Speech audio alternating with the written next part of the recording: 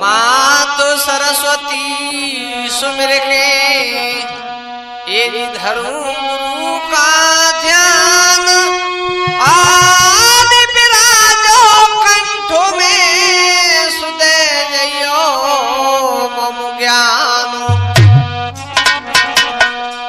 तो जो धाराम स्वामी मेरे ये पूर्ण कर दो आस और लाख कोश पर हम रहे सुरहो हमेशा पास तो कीरत सिंह गुरुदेव के ये चरण नवाऊं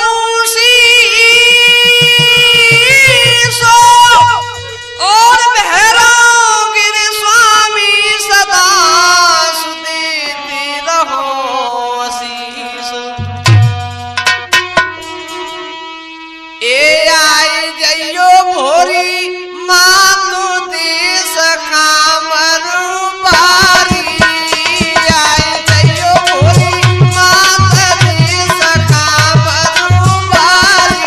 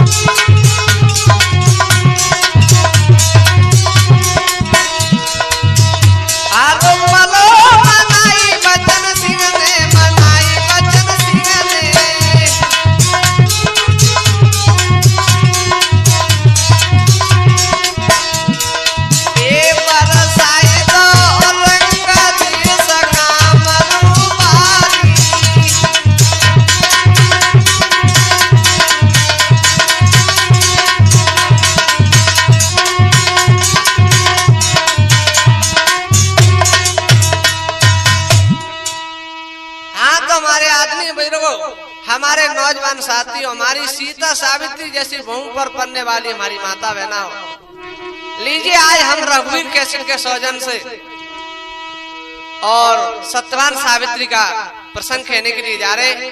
संयोजक हमारे रवि चेला कोणर वाले और ढोलक बजा रहे हमारे गुरुदेव रामवीर तूफानी जी आगरा वाले।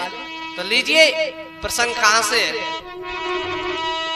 तो देखिए सत्यवान सावित्री का आप लोगों तक प्रोग्राम पेश कर रहे और स्टूडियो में बैठे हमारे गिरिराज शर्मा जी, हमारे तूफानी गुरु जी के चेला, हमारे गोलू चेला बैठे भेंगना वाले। कुमारियों के बर नहीं मिला ये जी रहते भूप उदास,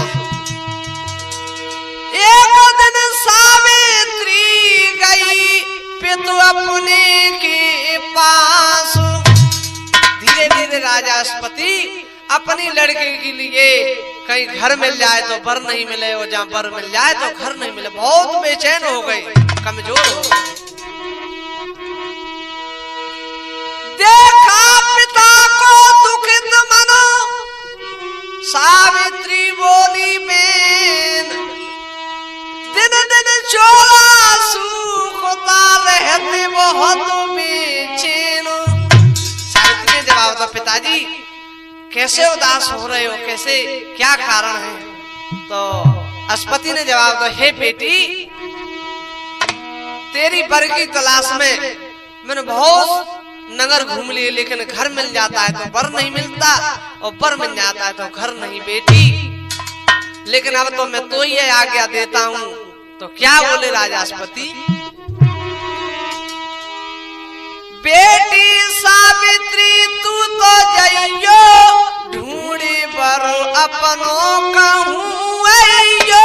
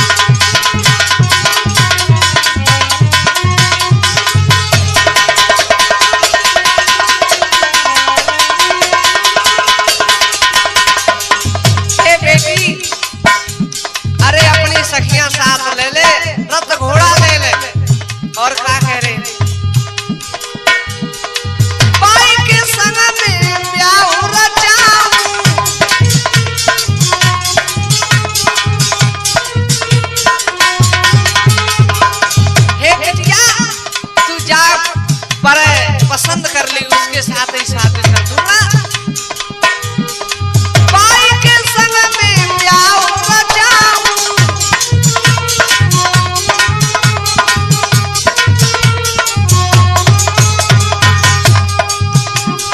लोग बचना नहीं सुगंध खाऊं।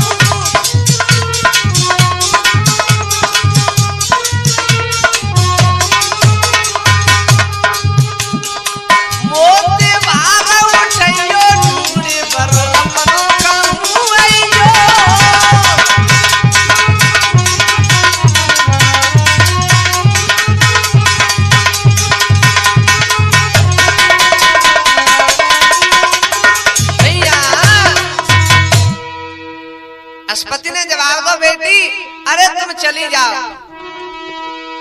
भैया क्या करो? सावित्री ने सुने पिता के वचन जब यदि सावित्री चली हरा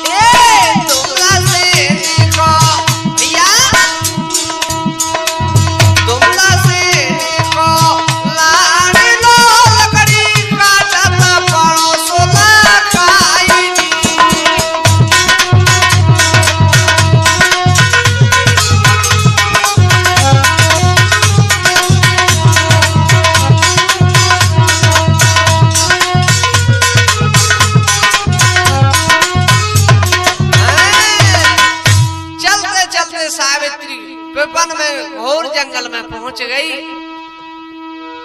जब इधर देखा है भैया चंद्रमा सौरो सत्यभान पे नजर पड़ी। सावित्री ने जवाब दो बहना देखो इधर क्या है। सखिया ने जवाब दो कहा देख रही है। सुखा बोली अरे इस डगर पे सखी ए बहना इस डगर पे सखी काट लकड़ी रहा राजसुत के इसकी सकल दिखती।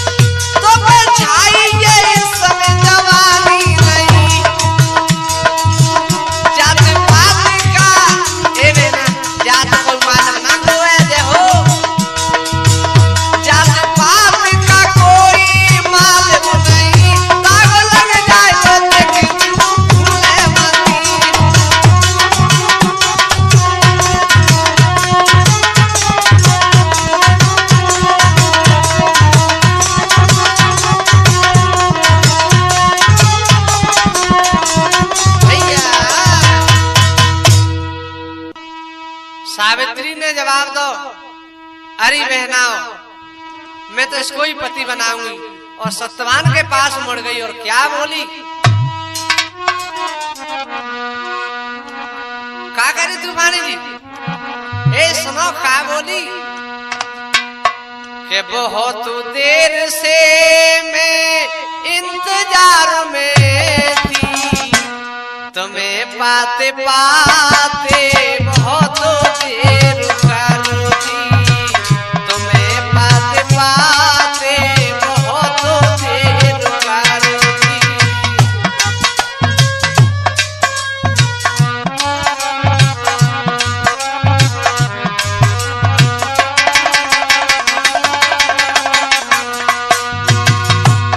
सत्यवान ने जवाब दो जा तो जैसी बहुत आवत है तो का कह रही, त्यारे लिए मैंने देव मनाए, शंकर के ऊपर फल फूल चढ़ाए।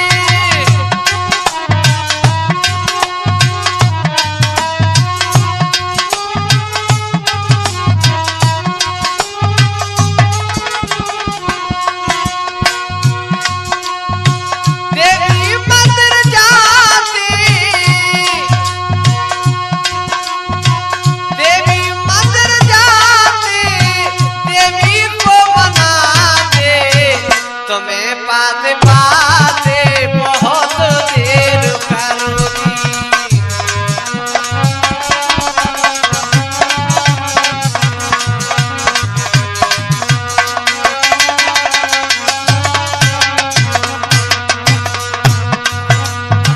बहुत देर से पिया इंतजार में थी, तुम्हें पाते पाते बहुत देर करोगी, तुम्हें पाते पाते बहुत देर करोगी।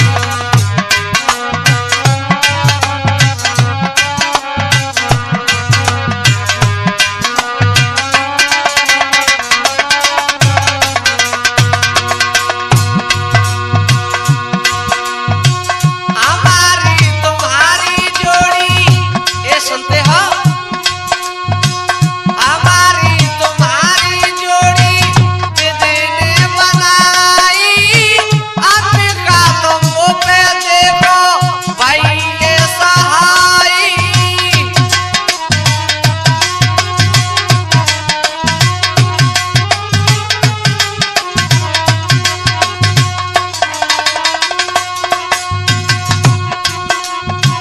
आंसू ये लगाती,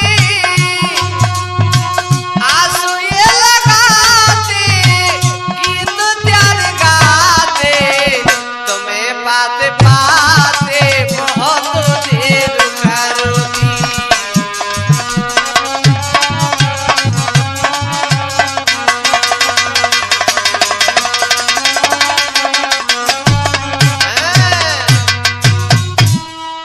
जवाब दो सावित्री ने, अरे नीचे उतर के आओ। सत्यभान ने जवाब दो जा तो जैसी बहुत आवत है, कछु काम जरूर कर भाई, मैं समझ गो तई चाल। तो सावित्री ने जवाब दो, ए सुनो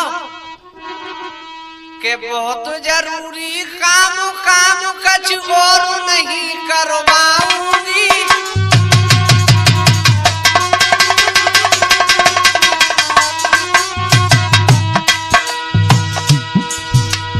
बहुत जरूरी काम काम कछु और नहीं करवाऊंगी,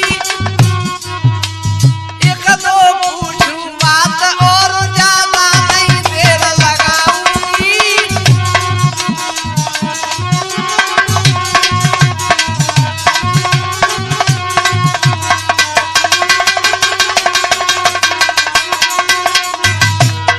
जवाब दो, एक दो बात पूछूंगी, ज्यादा टाइम नहीं लगाऊंगी, आ जाओ उधर आओ ना। सूरत गई समाए सनम, शादी में तुमसे रचाऊंगी, मेरी भई तपस्या सफल, आज पिया अपना तुम्हें बनाऊंगी।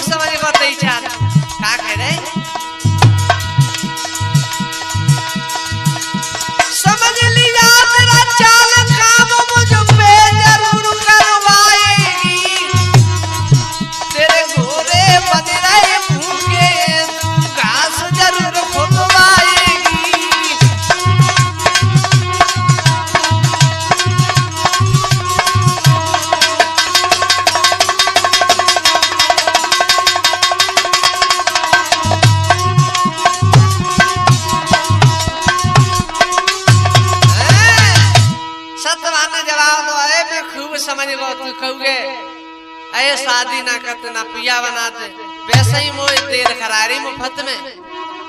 नहीं नहीं मैं तुम्हें पति बनाऊंगी, सच कह रही। तो सत्यवान क्या बोले,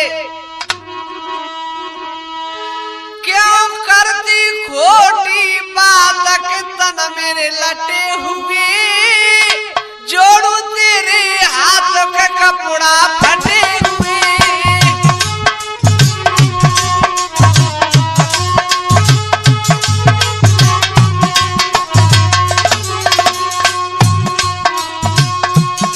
ओ भगवान में समझ को सुन ले, देख मेरे कपड़न में जगह जगह गांठ लग रही है, तू राज दुलारी है और जा है यहाँ से। क्यों करती खोटी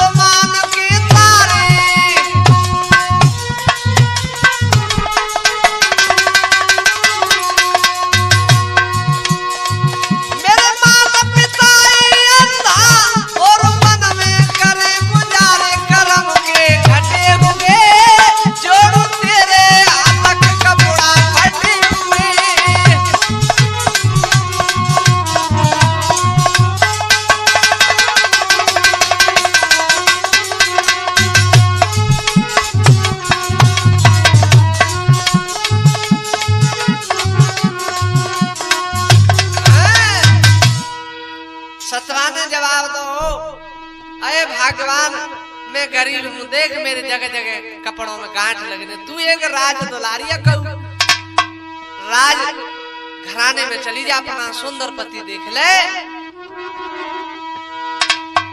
अरे सत्य भानयों के लगी कर जोर के राज दुलारी से,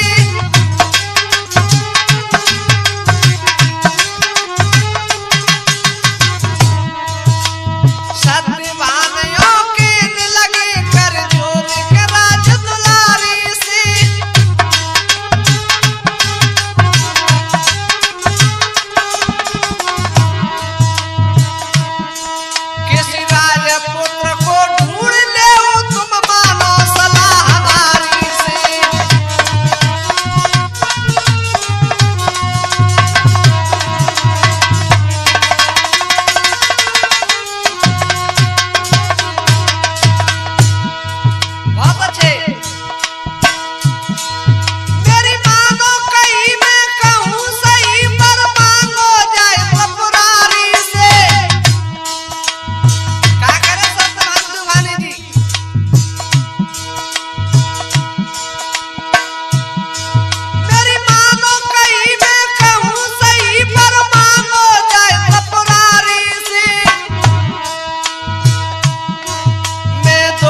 रहूं और भूख सहूं क्यों करती बात भिखारी से।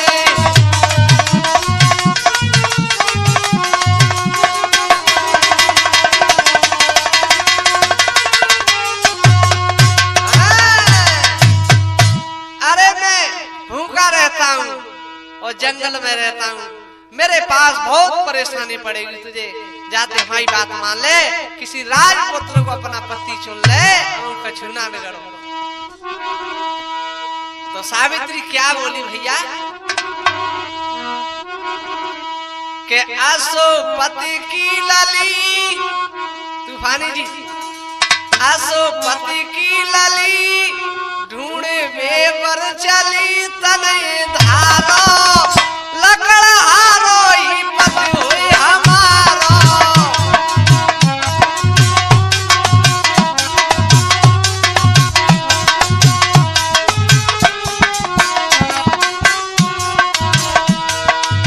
सावित्री ने जवाब दो अपने प्रण कर लकड़ा हारो ही पति बने। आसो पति की लाली ढूंढने पर चली तनई धारो लकड़ा हारो ही पति हुई हमारो।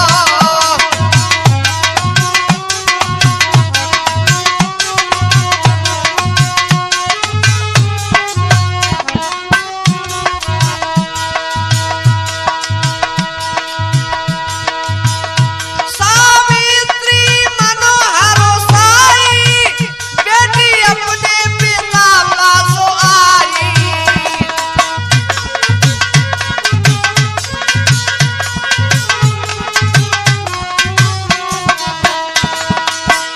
सावित्री अपने पिता के पास आ गई। भूपत पिता की कहने, भूपत पिता की कहने ना टोरू बचन तनये धारो लकड़ा हारो ही पति हुई हमारो।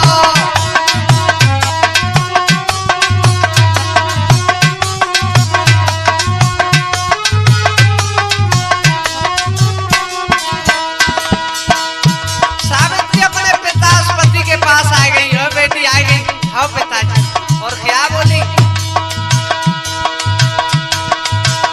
बेटी अपने पिता से उचारी एक सुत पे नजर में निडारी।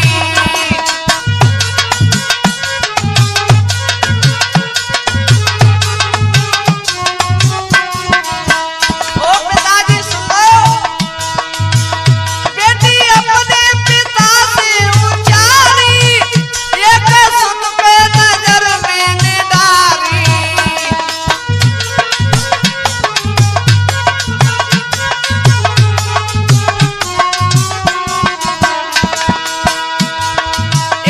तब से लागी लगन, तूफानी जी, तब से लागी लगन हो गया है मगन मन हमारो लकड़ा हारो ही पति हुई हमारो।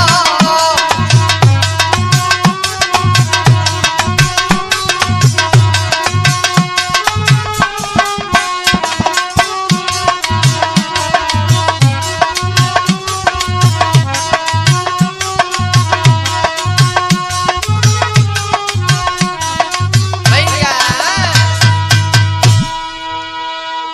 आज राजा अश्वति कहने लगा, रे बेटी बताओ, और कहा भैया अश्वति की लाडली रही पिता समझाई, हरि कीर्तन करत भय सो नारद प्रगटे आई। आए हे, तब तक नारद जी नारायण हरि करते हुए और आज अश्वति के पास आ गए। सुने सुता के बचन जब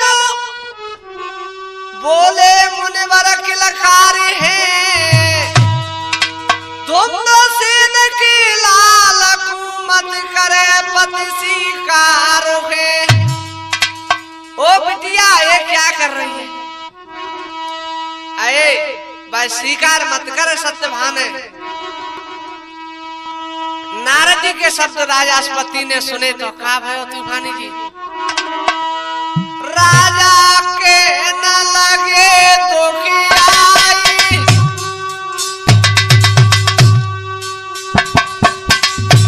अरे साची बात बताई देव मुनिवर, सबरो भेद देव समझाई, अरे आज्ञा दे दई मैंने सुता को, मन चितो पर ढूंढो जाई, अरे का गलती भई मेरी सुता दे, स्वामी ने कदियो समझाई, और साची में का आग लगी है, मेरे महाराज रोई रोई के राजा गाई राई।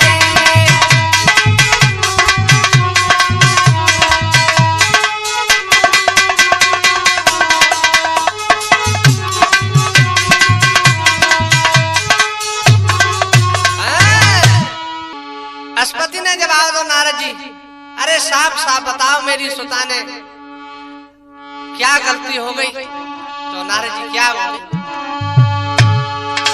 नारद कहने लगी समझाई, सुन ले राजन ध्यान लगाई, भई बाबोड़ी है बेटी सावेत्री,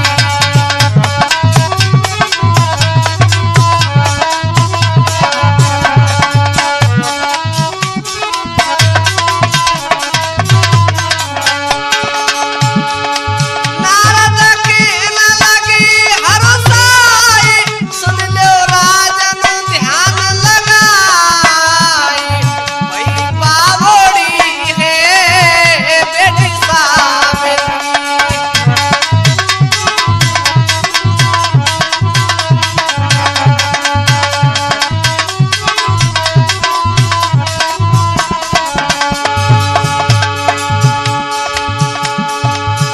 ये ज्ञान ध्यान छोटा, आगे की नाय खबर के,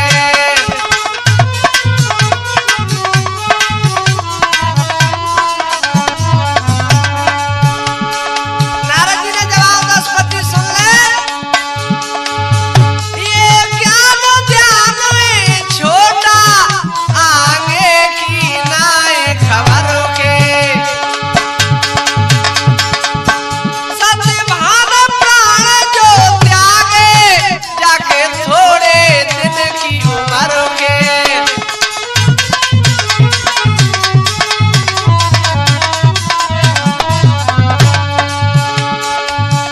विधिनान लिखो ऐसो लेख, भई बाबोड़ी है बेटी सावेत्री।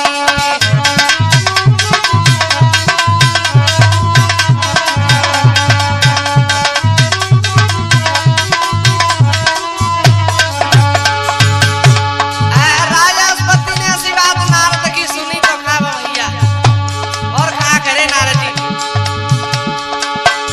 काहे बनावे सजना, बेटी होवेगी एक दिन दुखी है,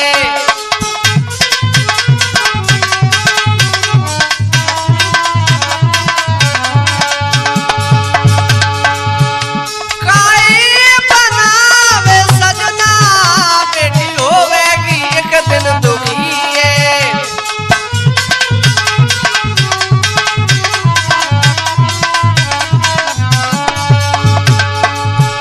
एक साल के बाद में राजन सत्यभान की मौत लिखी है,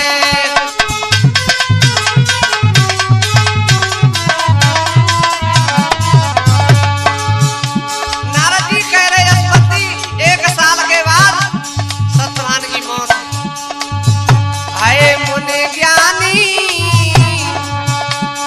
सचवानी वचन आखो दिए बेटी सावेत्री।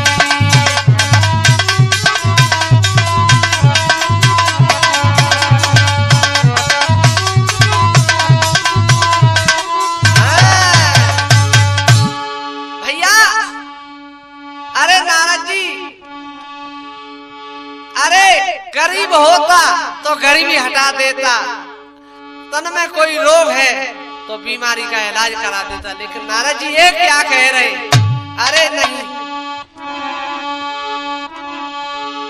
दुख आकर बोले राजा यशोपति बेटी को तुरंत बुलाया है।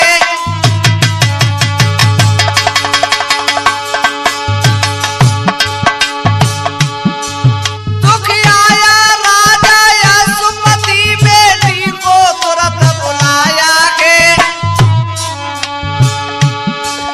नैनों से जल की धार बहे, चेहरा उनका मुरझाया के।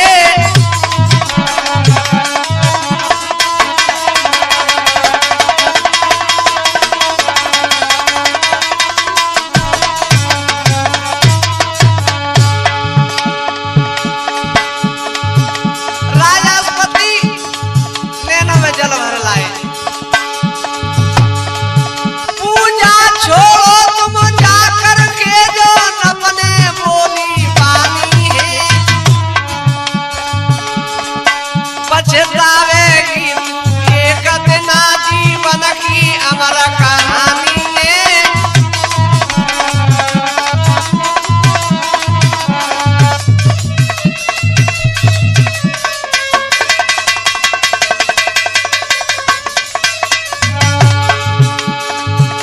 राष्ट्रपति ने जवाब दिया, बेटी जीवन की कहानी है, पछतावेगी। वो एक साल में मर जाएगा, मुझे नारद ने बतलाया के। सुन करके पानी नारद की बेटी का दिल भर आया के।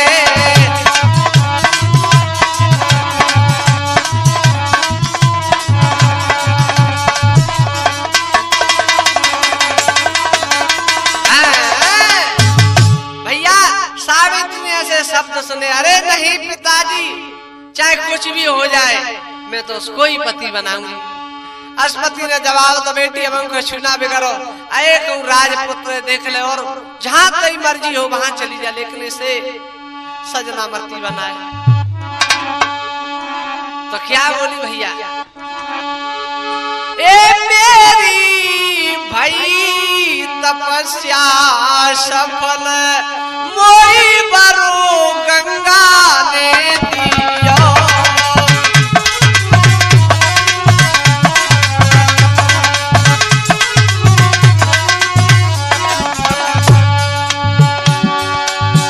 गंगा ने दियो, मोई बरो गंगा ने दियो।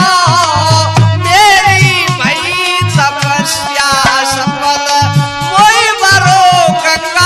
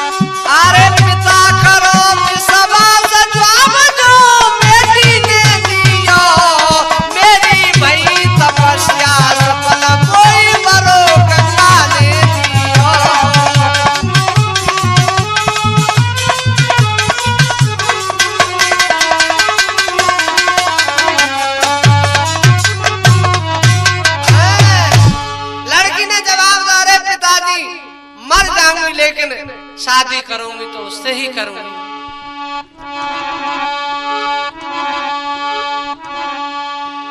राजास्पति ने काफी समझ आया लेकिन सावित्री नहीं मानी। दूत भेज कर भूप ने लियो सत्यभान बुलवाए, नगर बिलौआ दे दयो सो नर नारी जुरियाई। भैया राजा ने सत्यभान को पास बुला लो, नगर बिलौआ दे दो। तो क्या करो वहां तूफानी जी के सावित्री बनी दुल्हनो बने सत्यभान वरना है, कर्मों का लेख लेखा किसी भांत न डरना है।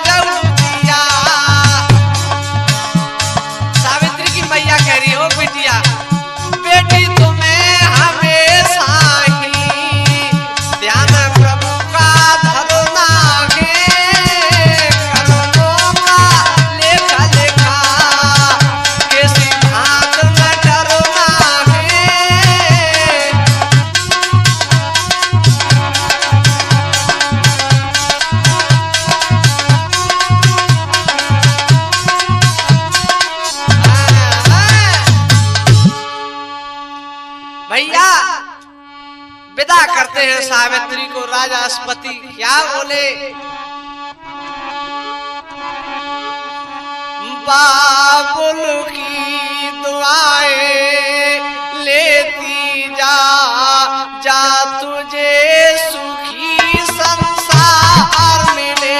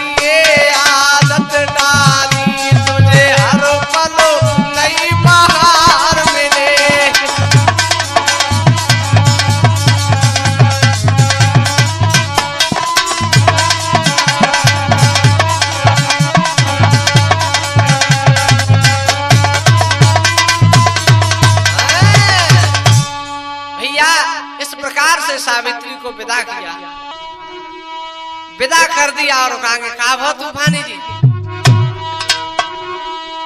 सावित्री को साथ ले जी पहुंच गयो निज धाम जी।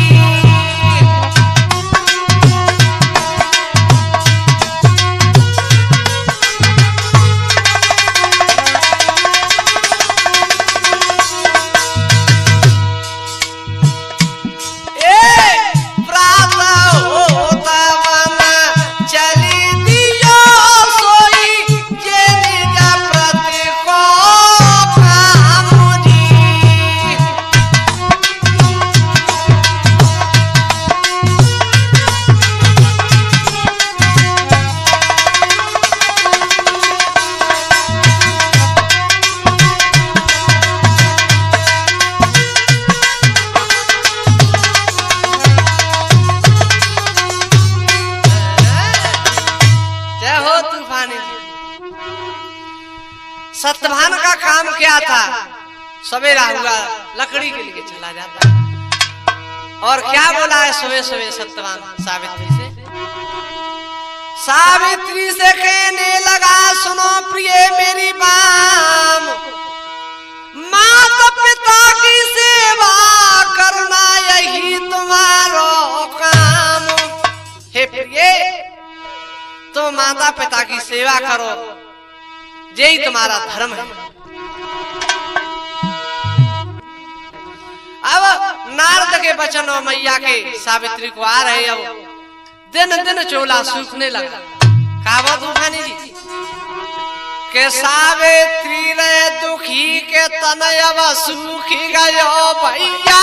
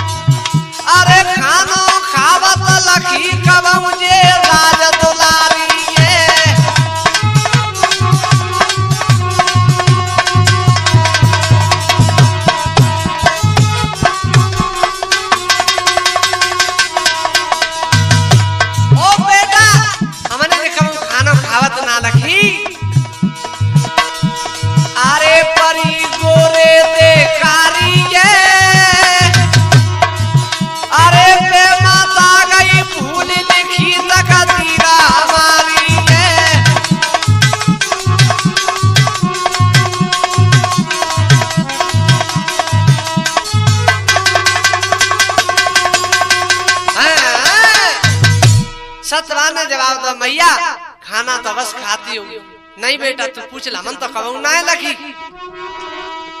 सत्यवान ने पूछा हे प्रिय तुम खाना क्यों नहीं खाती हो? जवाब तो मेरा पतिव्रत धर्म का जो उपास है वो चल रहा है। धन्य हमारे मृत लोक की देवियों के लिए वो अभी पूरा नहीं हुआ, इसलिए मेरे व्रत चल रहे हैं। आए हाय धीरे धीरे वो ही समय आ गया। एक दिन सावित्री और सत्यवान से कहने लगी हे पतिदेव मैं तुम्हारे साथ चलूंगी। हे प्रिय तुम घर ही रहो और माता पिता की सेवा करो। नहीं जिद किया तो चलती है तो कहा भो भैया तूफानी जी वो काटी लकड़ी तरते लकड़ी तरते मोती शीशा पे बड़ा रानी।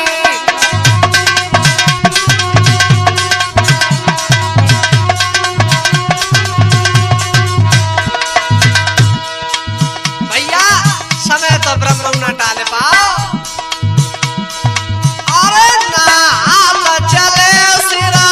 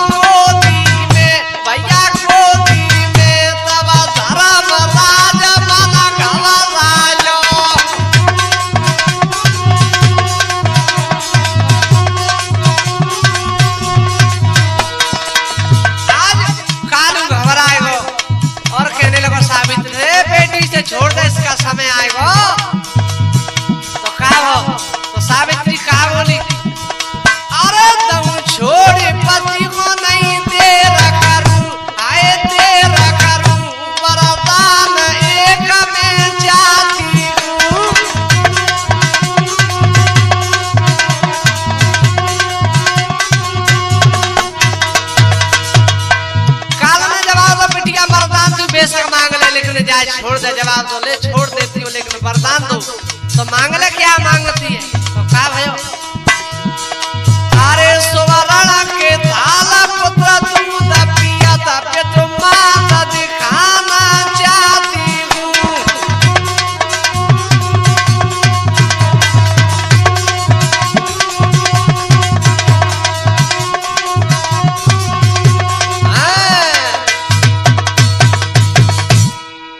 यमराज ने जवाब दो, जाए मस्त ऐसा ही होगा। बिना विचारे यमराज ने दयो सती वरदान, चल दियो विलोक को साथ लयो सत्यभानु। भैया सत्यभानु को लेकर के चल दिया हम लोग के लिए। पीछे मुड़ के देखा है सावित्री पड़ी लखाई, लौट जाओ घर अपने भोत रही समझाई। यमराज ने जवाब दो, बेटी अब तुम्हें वरदान तो दे दिया, लौट जाओ। तो क्या बोली? अरे दियो न मरो कम सोचो विचारो,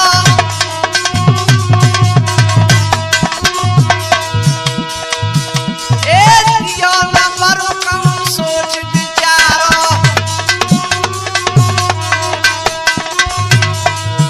आए बिना पति कैसे होई पोतरा हमारो।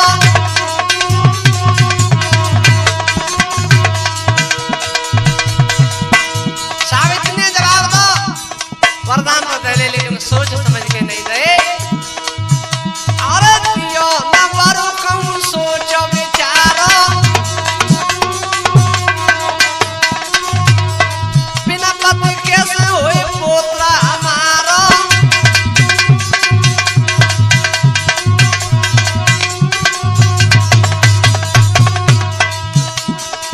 गया महाराज बचन में हारी, सती सुखारी।